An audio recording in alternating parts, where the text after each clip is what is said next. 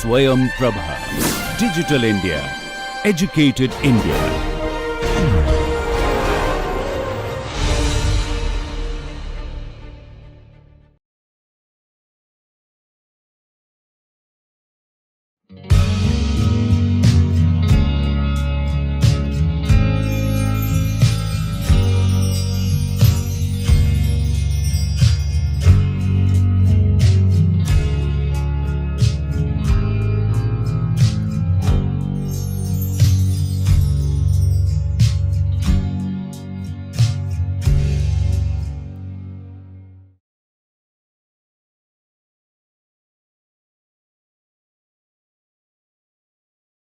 Hello everyone, welcome to the 29th lecture of this massive open online course on Sociology of Development.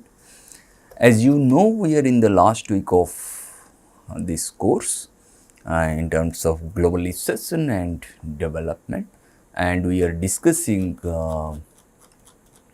Franz J. Surman. In the last class we discussed Toward a History of Needs by Ivan Illich, and today we are going to discuss Franz J. Surman's Paradigms Lost and Paradigms Regained, and in the next class also we will end with Paradigms Lost, Paradigms Regained. I mean the first part of Surman's reflections on development studies in the 21st century, or challenges for development studies in the 21st century. The first part, that paradigms lost, that we are going to discuss today in this lecture, and in the last lecture, in the next lecture, we are going to discuss paradigms regained. What we have discussed in the last class, if you slightly recall, that we have discussed Toward the History of Needs, throwing the baby out with the bathwater, as Ivan Illich focused on industrial mode of production that refers to the processes through which growing dependence on mass produced goods and services gradually erodes the conditions necessary for a convivial life, friendly life.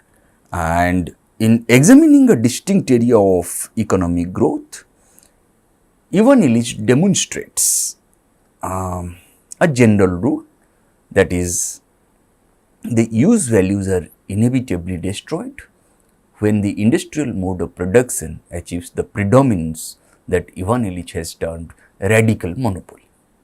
Then we have discussed in the last class how industrial growth produces modernized poverty or modernization of poverty, and modernized poverty appears when the intensity of market dependence reaches a certain threshold. Subjectively, it is the experience of frustrating affluence which occurs in persons mutilated by their overwhelming self-reliance on the riches of industrial productivity. Simply put, this modernized poverty deprives those affected by it of their freedom and power to act autonomously, to live creatively. Modernized poverty, we have discussed how it confines individuals to survival through being plugged into market relations. And thereby we have discussed how, and precisely because of this new importance is so deeply experienced, it is with difficulty expressed. Okay. We have also discussed passive consumption only. To learn becomes acquisition of credits. The peculiarly modern inability to use personal endowments, communal life and environmental resources in an autonomous way that infects every aspect of life, where a professionally engineered commodity has succeeded in replacing a culturally shared use value. And the opportunity to experience personal and social satisfaction outside the market is thus destroyed. And this new importance producing poverty must not be confused with the widening gap between the consumption of rich and poor in a world where basic needs are increasingly sapped by industrial commodities, and that gap is the form that traditional poverty assumes in an industrial society, and the conventional terms of class struggle appropriately reveal and reduce it. Then Ivan Illich tried to make a distinction between modernized poverty on the one hand and burdensome price exacted by the externalities which increased levels of production spew into the environment. Pollution, stress and taxation are unequally imposed, and correspondingly defenses against such depredations are unequally distributed.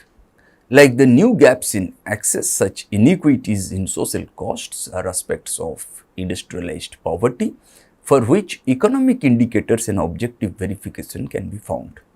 Such is not true for the industrialized importance that affects both rich and poor, and the liberty to design and craft one's own distinctive dwelling is abolished in favor of the bureaucratic provision of standardization, maybe in terms of clothing, in terms of food, in terms of housing and so on. And modernization of poverty, as Ivan Illich argues, suggests that people become helpless to recognize evidence unless it has been certified by a professional. In terms of tools for conviviality, grassroots common sense assessment and of technological systems, reorganization of industrial society, and so on, how Ivan Illich tried to reflect on modernization of poverty, radical monopoly and so on, through social and political analysis. The production of modernized poverty in the shadow of economic expansion is described principally in the areas of transportation, education and healthcare. That's why we have discussed the aspects of energy and equity in the last lecture. And shadow prices and increased consumption gaps are important, but more importantly the concomitant of modernization, that refers to the process by which autonomy is undermined, satisfaction dulled, free experience flattened and needs frustrated for nearly everyone. Then Ivan Illich tries to look at negative internalities of modernity in terms of time-consuming exploration, sick-making healthcare and stupefying education. Then the correlation between the nature of tools on the one hand and the meaning of justice must be understood, and therein lies the fact that there is a decline of freedom to dissent and so on, freedom of expression, freedom of speech and so on. And in this context, Ivan Illich was trying to look at radical monopoly, how use values are getting eroded, how there is a sense of reduction of use values to commodification, and therein lies the significance of ideology of capitalist societies. I mean, the real underlying relationships are hidden from our perception, and we build our understanding of the world only in terms of appearances. And industrial capitalism entails manufacture by means of a factory system with an intricate division of labor or specialization within and between work processes, the creation of designated workplaces in factories, de-skilling of traditional handicraft skills, and the routinization of work tasks. Ivan Illich regards so-called economic development as in reality leading to the destruction of the vernacular skills previously possessed by people in self-sufficient pre-industrial economies. People have become increasingly dependent on professionals, experts and specialists for satisfaction of many of their fundamental needs, such as the provision of health services and compulsory schooling.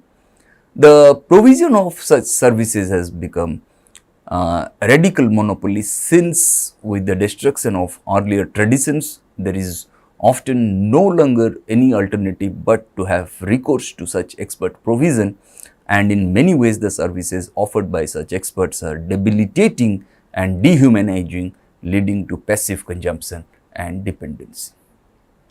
A professionally engineered commodity has succeeded in replacing a culturally shared huge value. Ivan Illich thus distinguishes modernized poverty from the burdensome price exacted by the externalities which increased levels of production spew into the environment. And for advanced industrial society, the modernization of poverty means that people are helpless to recognize evidence unless it has been certified by a professional. And then we have discussed in the last class energy and equity, how radical alternatives to industrial society in terms of low energy convivial modernity in contradistinction with high energy technology, and under some circumstances a technology incorporates the values of the society for which it was invented to such a degree that these values become dominant in every society which applies that technology. And the material structure of products and devices can irremediably incorporate class bias. If you look at certain aspects of how technology interacts with society, you will find that the earlier notion that people used to think that no, especially one of the founders of the sociology of knowledge perspective, Karl Mannheim, who suggested that no, all knowledge except scientific knowledge is socially and culturally conditioned. I mean, science and technology, they became, especially science became objective, science was considered neutral, science was considered atemporal, ahistorical, invariant and so on. And such internalist characterization of science was challenged subsequently, especially in the context of the questions of war and ethics, especially the Second World War, and what are the ethical considerations that we have so far as war is concerned. Public policy is concerned, science policy is concerned, industrial policy is concerned, agricultural policy is concerned, energy policy is concerned, biofuel policy is concerned. Okay, these are very extremely important. And then such internalist characterization of science, when I said, has been challenged, especially through the works of Thomas Kuhn, David Bloor and so on. As Kuhn said, no, I mean, science can be examined in terms of its, science should be examined in terms of its historical integrity, because it is socially, historically conditioned, okay, economically conditioned, militarily conditioned, politically manipulated, okay, culturally amplified.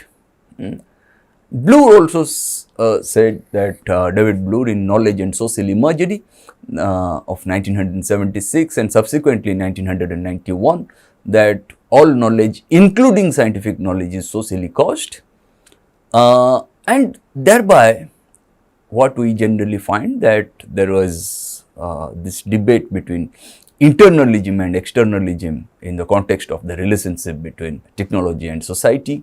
And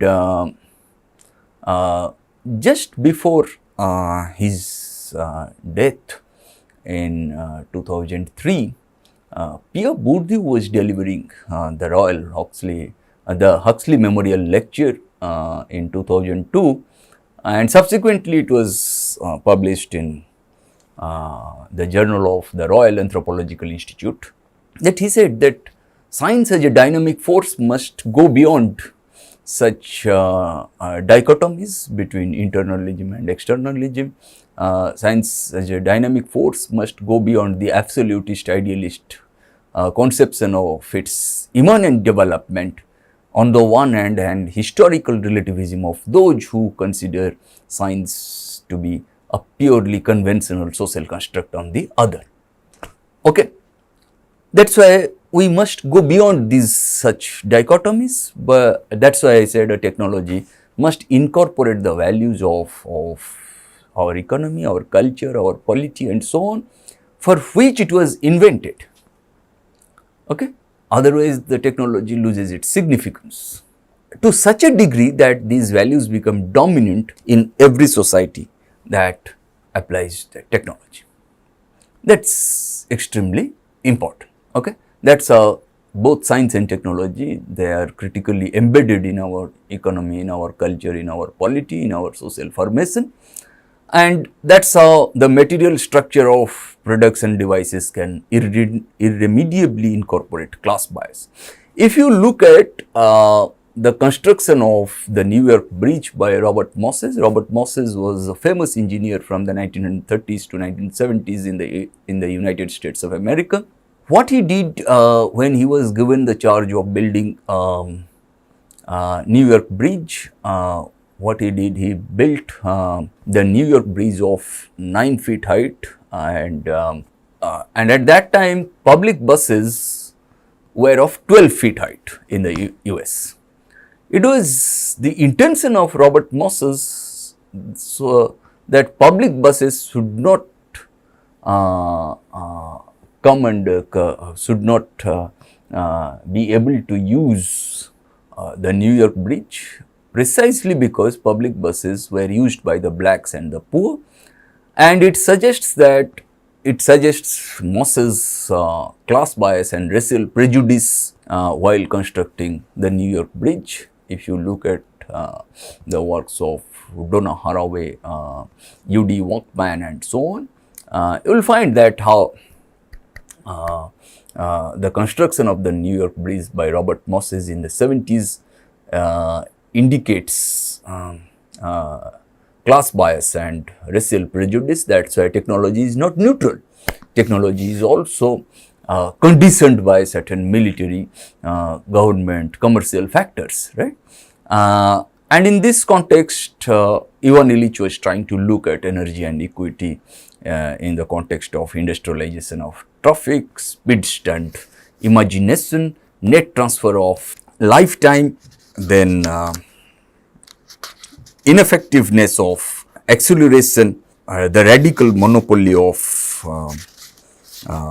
industry, the elusive threshold, degrees of self-powered mobility, dominant versus subsidiary motors, in the context of under-equipment, overdevelopment and mature technology.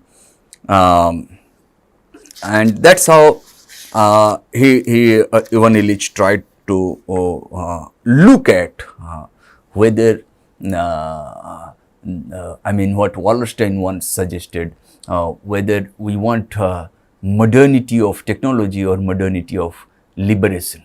Okay, what kind of two modernities that we tend to see in the context of the discourses on development studies in general and sociology of development in particular. Okay, now from these discourses, from these debates, from these theories, starting with modernization theory, dependency theory, Marxist development theory and so on, that this transition from theory to paradigm, theory to model, what kind of paradigms that we have outlined, we have lost, or we have regained in the context of the debates within development studies in the 21st century. And I am trying to look at Franz J. Surman's reflections on globalization and development studies in the context. He was trying to foreground what are the models that we have lost, what are the paradigms that we have lost over a period of time, and what are the paradigms that we have regained over a period of time, precisely because of the changes that we have witnessed in our real world phenomena. Until the mid 1980s, post Second World War development thinking said three basic paradigms, and these paradigms are lost now. Okay, three basic paradigms. One, essentializing the third world and its inhabitants as homogeneous entities. Two, the unconditional belief in the concept of progress and in the makeability of society.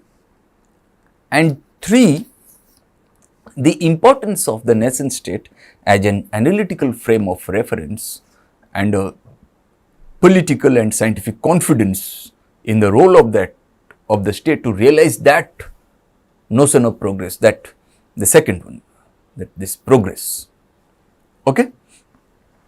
Now, the first one, if you look at this, the first one, essentializing the third world and its inhabitants as homogeneous entities, you will find that this was propagated by modernization theorists.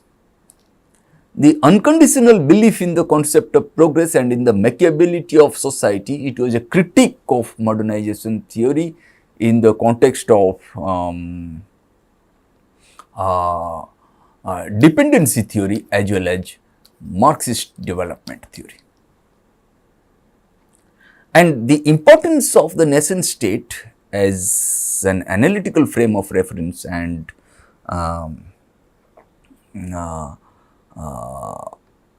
political and scientific confidence in the role of the state to realize progress, that is emanating from Marxist development theory. And these paradigms are getting lost over a period of time. Okay?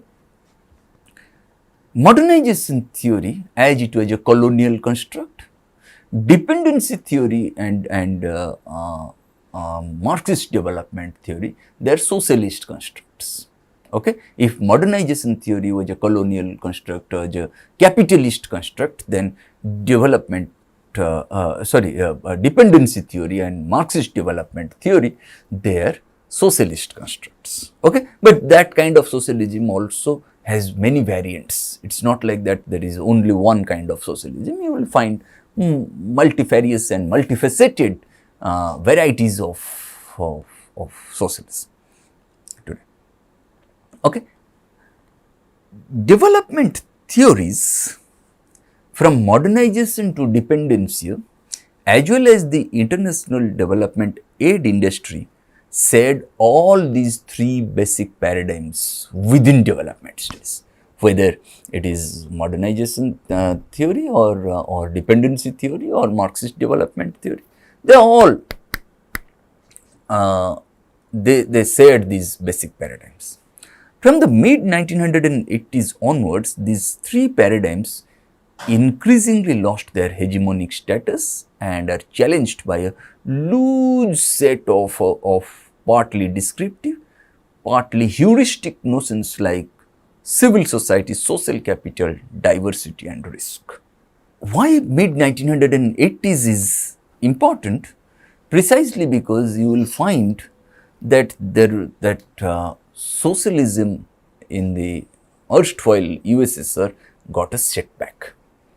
And most of the less developed countries, including India, they also tried to go ahead with neoliberal policies. Okay, they wanted to leapfrog from the state as a mechanism of interventionism to state as an entity that withdraws from its basic responsibilities of welfare activities. Now, a welfare state, okay, has been replaced by a neoliberal state, and that's why mid 1980s, early 1990s, and so on, they are extremely important in the context of development studies in general and sociology of development in particular. Surman thus makes an attempt here to analyze the most important reasons for the loss of the central paradigms in development thinking and attempts to assess the importance of development studies of several postmodern, post-development and globalization inspired notions and insights. If you look at development studies in general and sociology of development in particular, development studies has become extremely important in the 21st century, precisely because of the widening inequality that we tend to witness between the northern hemisphere on the one hand and the southern hemisphere on the other. I mean the developed countries on the one hand and underdeveloped countries, including India, on the other. And at the same time, its object of study, that is social, economic and political inequality with respect to the third world, okay, they have also become extremely important today in 2021. And perhaps it is going to be very extremely important in the days to come if we don't change our orientation towards achieving equality. Okay. The impasse, that the term that Surman has frequently used, that the impasse in development studies, that the trajectory of within development studies, which revealed itself in the second half of the 1980s and the first half of the 1990s, seemed serious enough at the time, but there were already signs within signs indicating the way towards theoretical renewal. Look at the regulation school developments within the domain of gender and environmental studies, for example. And soon it appeared, nevertheless, that the factors leading to this impasse, to this trajectory, were of a more structural nature, and that the other events were changing on a global scale.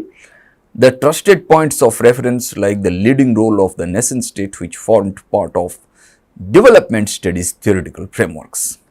And all this led in the 1990s to a rash of the state of the art publications in development studies. Look at, for example, the works of Sachs, Rahnemer, Peters, Surman, Lees, Krauss, Escobar, Preston, and so on. Every imaginable pragmatic position with respect to the question of development and underdevelopment was reviewed and awarded its own label, which varied from anti-modernist non-development by Sachs. Sachs wrote, the development dictionary. Okay. Through alternative development and post-development by Rahnemer, to reflexive development by Netherwin Peters. The character of the debates within development studies in general and sociology of development in particular seem to have shifted from theory to paradigm. For example, the modernization theorists, Marxists and neo-Marxists, they all discussed the specific role of the state should play, what kind of a role that the state should play in the process of development. Though they disagreed on that, they were in agreement that the state should at least play an important role.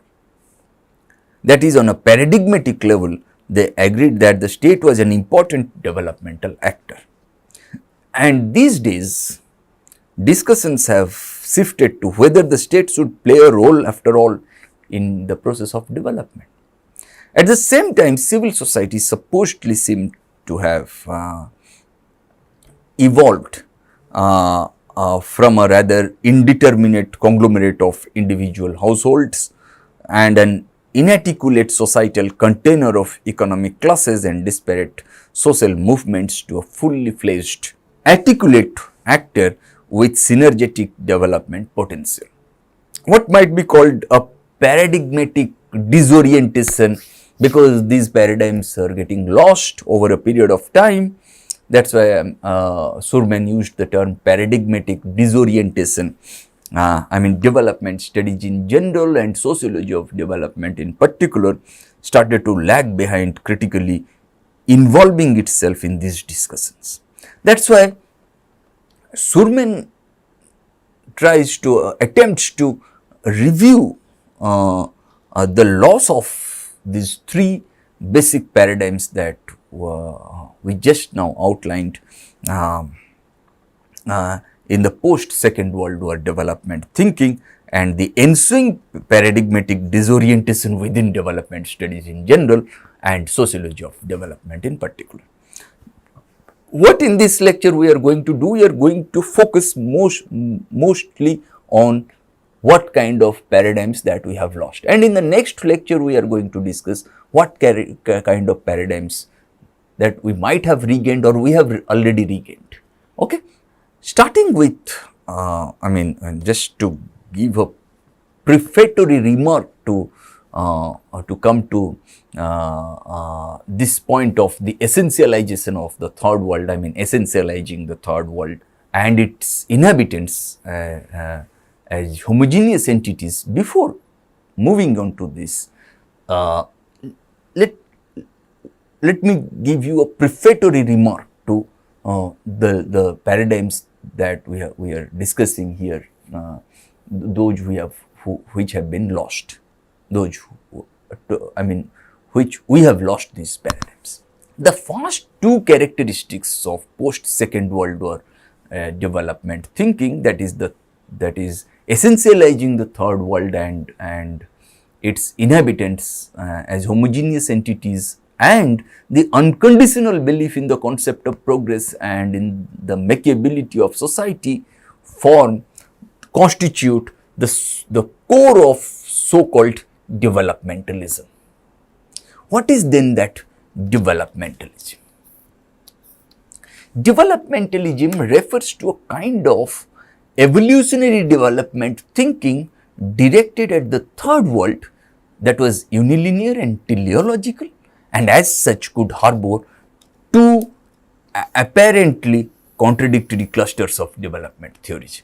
One, modernization theories; two, Marxist development theories. Okay. In this context, the third characteristic of the post Second World War development thinking, that is the central role of the state in the development process, was a reflection of how, starting in the 19th century, the modern state increasingly took the initiative in the process of development. And this initiative reached its zenith, the highest point,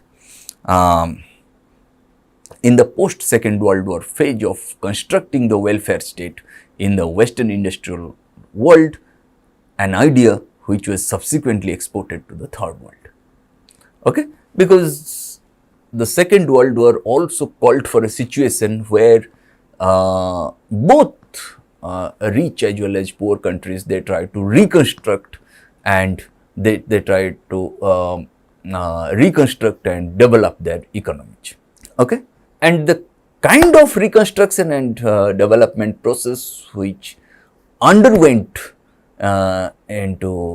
which went into the making of developed countries' public policies, they were uncritically exported to the third world, to the less developed countries.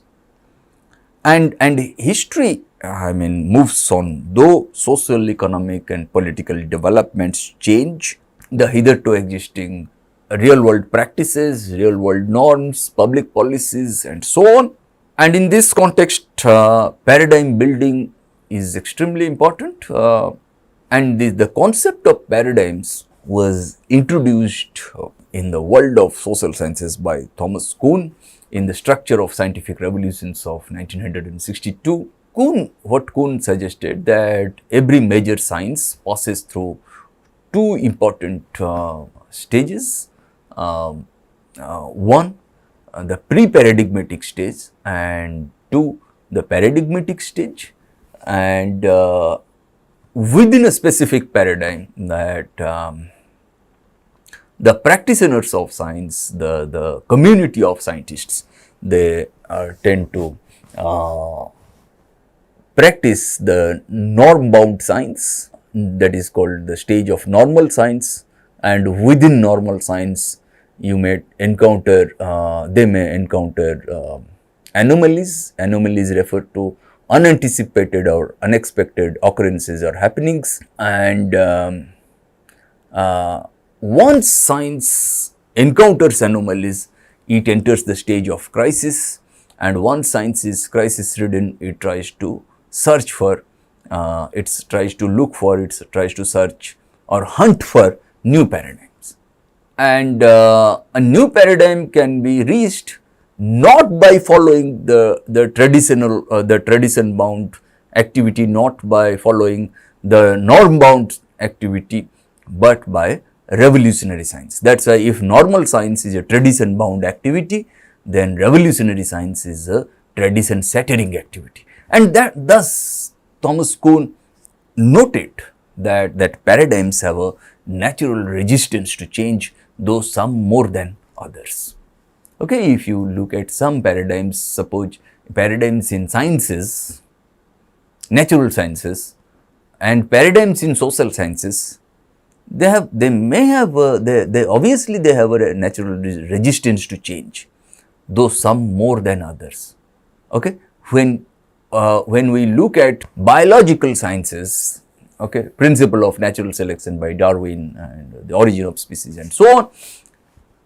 Okay, I mean the paradigms they have, the paradigm that we tend to look at through the works of Darwin in the world of biological sciences. Now, perhaps it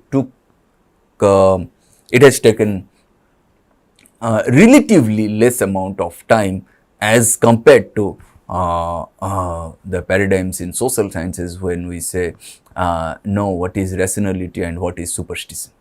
Okay, that's why perhaps it's not only not possible to, it is not only impossible to form paradigms in social sciences, but also not desirable to have paradigms in social sciences, precisely because these paradigms are built on the basis of consensus, and such consensus replaces plurality of practices with uniformity of practice. Okay, and at any given point of time, such uniformity of practice makes the purview of makes the world of social sciences, purview of social sciences poor, and if you look at this, I mean, very often consensus is manipulated politically and so on, economically determined, commercially determined, militarily determined, and so on. That's why perhaps consensus, that's why I said consensus is not only not possible in social sciences, but also not desirable in the world of social sciences. And that's why the paradigms that we are talking about, there may be multiple paradigms in the world of social sciences. Okay, and one must have the capacity, one must have the empathy, one must have tolerance to understand each of the paradigms in social sciences. Okay, unlike, I mean, in natural sciences, the tendency to move out of the paradigm is relatively faster as compared to social sciences, because of the social, political, economic complexities that social sciences are endowed with. It does not imply that science is not endowed with social, economic, political complexities, but I am just telling you that the paradigms, I mean what Kuhn suggested, that the paradigms within social sciences, they take more time to undergo transformation as compared to natural sciences. Okay. The three basic paradigmatic characteristics that we have discussed in the context of Surman's reflections on the lost paradigms that within development studies in general and sociology of development in particular. These three basic paradigms or paradigmatic characteristics of post-Second World War development thinking, namely essentializing the third world and its inhabitants as homogeneous entities,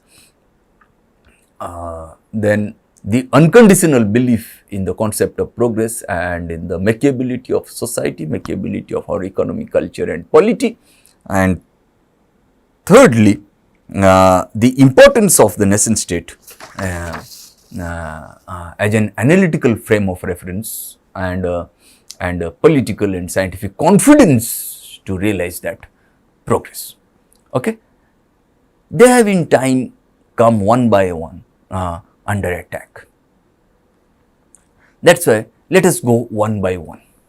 The essentialization of the third world. When you look at the essentialization of the third world, first of all, there was a mounting critique of the idea of a homogeneous third world, an extension of, this such critique of the idea of a homogeneous third world was an extension of the critique of dependency theory, which in its most popular version could not explain the diversity of development experiences among third world countries. And the role of the Organization of Petroleum Exporting Countries, shortly known as OPEC, in the oil crisis at the beginning of the 1970s, the economic success of the Asian tigers, especially Asian tigers, when I say, I refer to Singapore, Hong Kong, Taiwan and South Korea. These four countries are often referred to as the Asian tigers. At the beginning of the 1970s, the economic success of the Asian the role of the OPEC in the oil crisis at the beginning of the 1970s, the economic success of the Asian tigers in relation to the continuation of extreme poverty in Africa and the return to military dictatorships in several Latin American countries, which was seen as a sort of political regression. All it was felt made clear that the third world was too heterogeneous a category to be covered by only one development theory, itself deduced from a highly questionable dependency paradigm. That's why towards the end of the 1980s, such critique of the idea of a homogeneous third world, that critique of dependency theory and so on,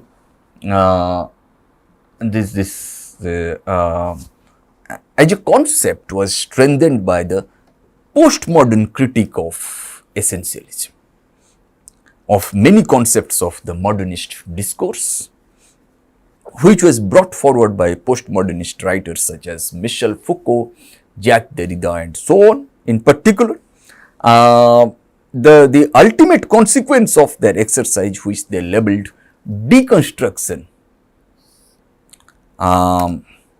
was that social research is no longer possible.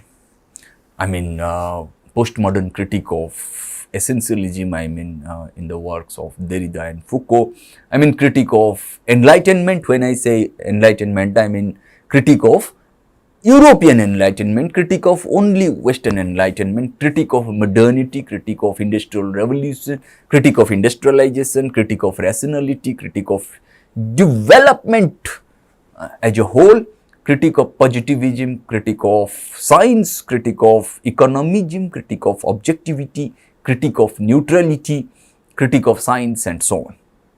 In order to carry out social research, the scientists need abstract concepts, but according to the postmodernist critic, these are either projections springing from the subjective mind of the scientists in question are based upon so-called shared experiences of a group of respondents and were deemed unreal and manipulated.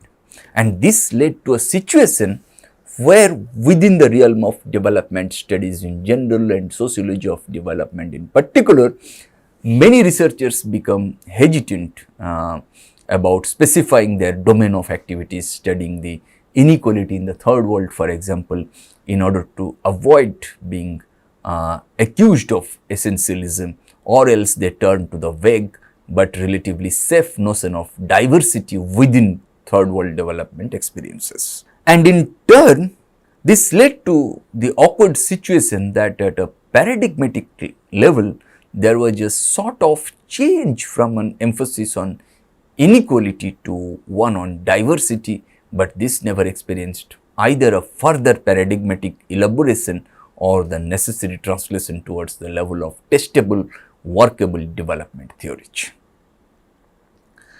Coming to, in the 1990s, coming to the end of the belief in the concept of progress and in the makeability of society, in the makeability of our economy, culture and polity, in the 1990s, the vanishing belief in progress became translated, vanishing belief in progress, vanishing belief in socialism, became translated into the growth of various versions of postmodern non-development thinking on the one hand and the idea of the risk society on the other.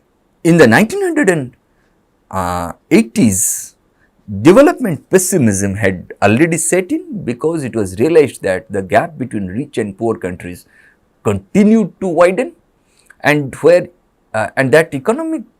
economic growth had occurred, it had a catastrophic effect on the environment, and that the end of real existing socialism had removed socialist inspired development trajectories from the academic and political agenda.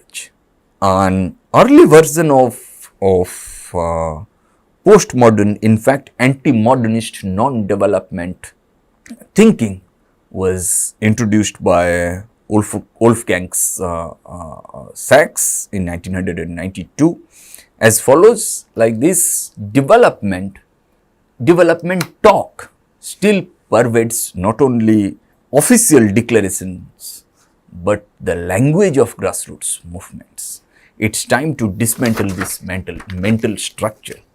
If grassroots movements wielded a discourse in which they exercised their right to have access to the development process, they were warned off by the authors of the development dictionary. Sachs was the main author of the development dictionary and implicitly accused of having a false consciousness instilled by constant bombardment with the wrong images provided by Western controlled media. The level of underdevelopment which the authors of the development dictionary trace back to what President Truman said in 1949 that we have discussed in the initial classes led to arrogant interventionism from the developed countries and pathetic self-pity in the less developed countries. That's why when Truman delivered that lecture in 1949, US President Truman delivered that lecture in 1949, he divided the world between developed and underdeveloped countries on the basis of race, on the basis of color, on the basis of improved modes of production and so on. Sachs very emphatically mentioned that the concept of development is outdated, but on account of what the concept of development is outdated? He outlined 4 factors on the basis of which he argued that the concept of development is outdated. That belief in technology led and will increasingly lead to ecological disasters. Secondly, the concept of development was an ideological weapon in the in the conflict between the developed countries on the one hand and underdeveloped countries on the other, which is no longer there. There is no more need to find ideological allies in the underdeveloped countries on the basis of a project wherein the US provided the role model. The welfare gap between the developed countries and underdeveloped countries is growing and not diminishing in spite of the promise of the development discourse promulgated by modernization theories on the one hand and dependency theories and Marxist development theories on the other. And fourthly, development leads to a loss of biodiversity, loss of diversity as such, which is boring. In spite of the fact that with the exception of the last one, that development leads to a loss of diversity, which is boring, these points, all these 3 points, that whether it is belief in technology led and will increasingly lead to ecological disasters. The concept of development was an ideological weapon in the East-West conflict, which is no longer there. There is no more need to find ideological allies in the South on the basis of a project wherein the US provided the role model, and the welfare gap between North and South is growing and not diminishing in spite of the promise of the development discourse. I mean, these 3 points make sense. It is still a long way from getting rid of the concepts of development and progress. And Sachs' reflection continues by naming concepts related to the development discourse, such as poverty, production, equality, standard of living, and so on, which are chopped down as reinforcing the Occidental worldview and leading to violence.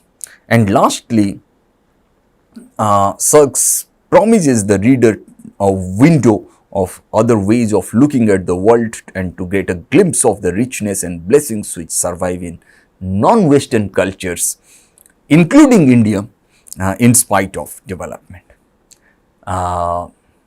Okay, non-Western cultures is extremely important. Okay.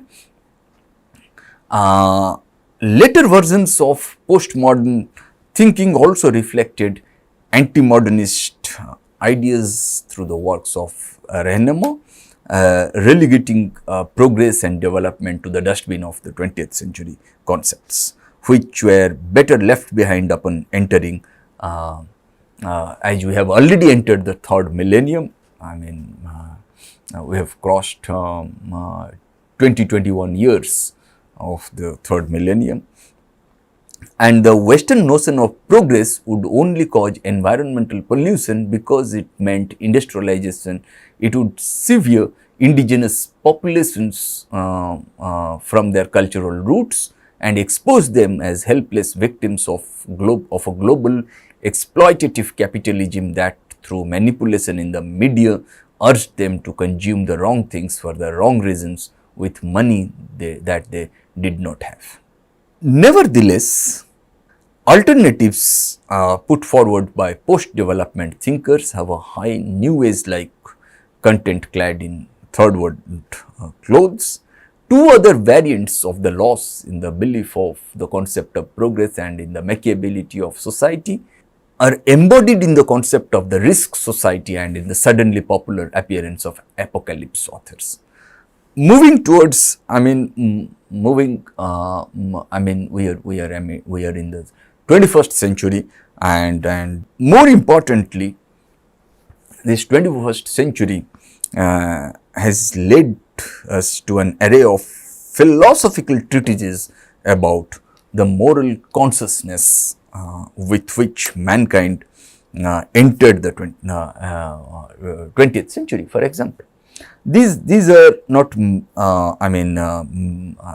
some even carry the notions of apocalypse through the works of Bull, for example, and so on.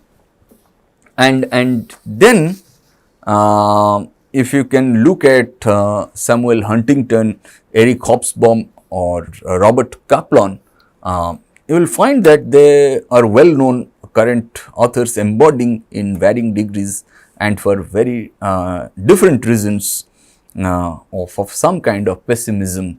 I mean, if you look at Huntington's Class of Civilizations, later published of course as a book, Huntington was urging the West to give up its universal illusions and not to meddle in regional conflicts elsewhere in the world.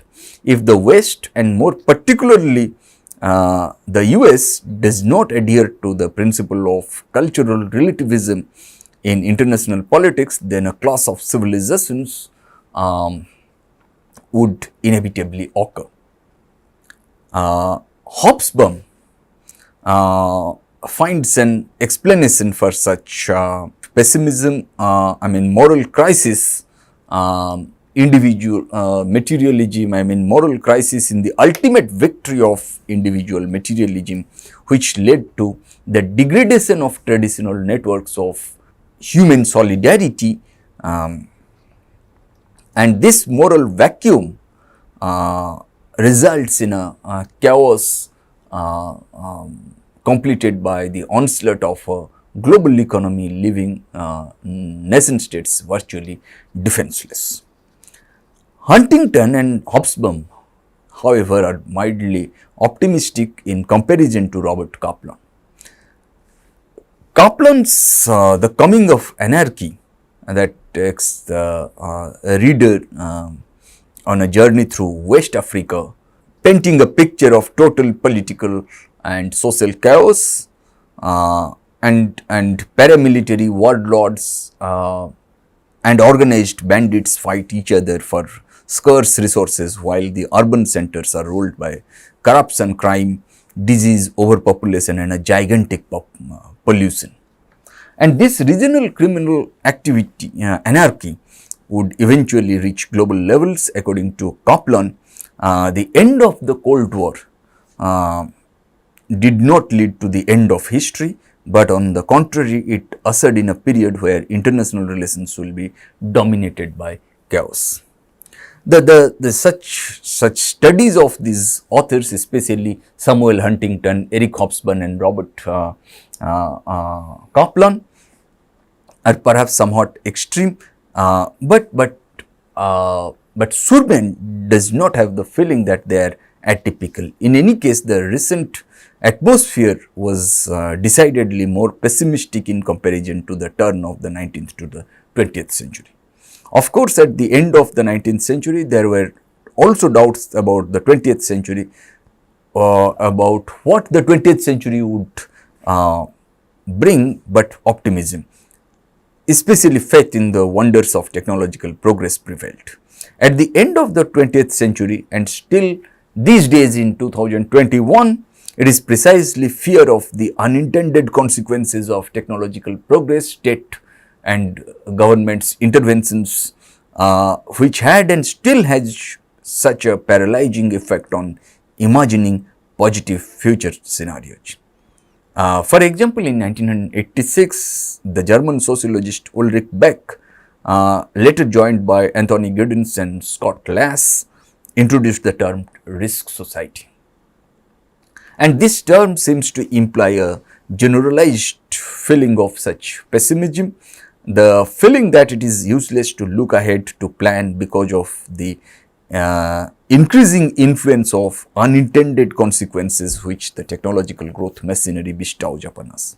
And as a result, human agency, in spite of the reflexive modernity which would enable human actors to cope with global risks, is apparently undervalued by this approach, with concepts like progress and emancipation virtually dismissed.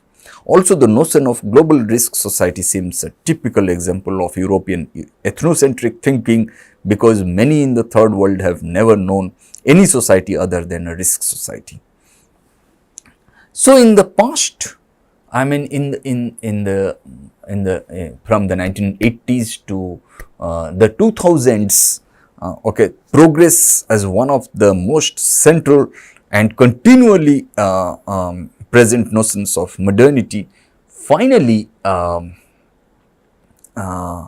met with heavy, albeit separated opposition from anti-modernist post-development quarters, from riders of the apocalypse and from the Anglo-German axis of the reflexive modernization theorists introducing the notion of risk society. Coming to the end of the belief in the role of the state, that what we generally find that it didn't take long for the critique of the third common characteristic of post Second World War development thinking, that is the central role of the state in development theories, to take form. Postmodernism enjoyed its near hegemonic popularity only for a relatively short time because of the appearance of this on the stage, that the stage of that other buzzword that globalization, that integration of of many economies into a single unified whole. Economic integration, then you will find cultural integration, you will find political integration.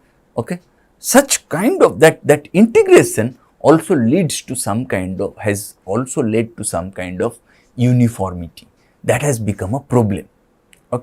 Food cannot be made uniform. Our clothing, our dress pattern cannot be made uniform, right? Our cultures differ. If our cultures differ, then our food patterns will also differ, right? In order to understand the impact of the concept of globalization had on development studies, it is important first to realize the importance of the concept of the nation state for social science theories in general, and many of those theories refer directly or indirectly to the state or the nation state. As such, this is not surprising. The construction of nation states in the West and the coming of age of the social sciences were simultaneous, even interrelated processes. Economic theories focused on the workings of the national market or on economic relations between nations. In political science, the role of the state and the process of nation building became central objects of study, and in cultural studies, the notion of a national identity was crucial in understanding the differences between two cultures. No wonder that at least at a paradigmatic level, the nation state also plays a central role within development studies, being an interdisciplinary social science. The importance of the state became visible in modernization theories, dependency theories, and even in world system theories by Immanuel Wallerstein. And now globalization has changed all that. You will find if there ever has been something like globalization, then that is over and gone, because we have now entered a period of increasing fragmentation, disintegration and deglobalization. This is extremely important. That at any rate, many participants in the globalization debate seem to agree on the decreasing economic, political and cultural importance of nation states today. The central role of the state is being hollowed out from above as well as from below. In a political sense, one notices the increasing importance of international political organizations, economic, political, military expansion of international political organizations, which interfere politically and also militarily in particular states. In this way, they relegate to the past the written and unwritten rules about the sovereignty of nation states and their monopoly on the use of institutionalized violence within their borders, which has always been the central element in the definition of states. The national state is hollowed out from below by the growing phenomenon of local government, which seems to have the example of what good governance should be about. And economically, the state is seen as disappearing as an economic actor through privatization supported by deregulation. And culturally, the idea of national identity as the central element in identity formation for individuals or groups is quickly eroding. That's why you will find that in favor of cosmopolitanism on the one hand, and or the fortification of ethnic, regional and religious identities on the other. Okay? As the state has always played a central role in development theories, it is not hard to imagine the impact the globalization debate has had on development studies in general and sociology of development in particular. The impulse in development theories, which has signaled in the mid 1980s, took on paradigmatic dimensions in the 1990s and 2000s. Most likely, nevertheless, the so-called impulse in development theories was a paradigmatic crisis right from the start. Whether it was modernization theory or dependency theory or Marxist and neo-Marxist theories of development and so on. And within development studies in general and sociology of development in particular, it was always difficult to separate theories from paradigms because of their strong normative orientations. What should be, what should not be. Okay. Then in this lecture, what we have discussed the kind of paradigms which are lost in the context of development studies in the 21st century. And these three paradigms, I mean, are essentializing the third world and its inhabitants as homogeneous entities. Secondly, the unconditional belief in the concept of progress and in the makeability of society. And thirdly, the importance of the nation state as an analytical frame of reference and a political and scientific confidence in the role of the state to realize progress. And in the next class, what we are going to do, we are going to look at the paradigms which are rigid and in terms of three yardsticks. One is diversity versus inequality, then progress versus risk management, and then state versus civil society. Okay, thank you.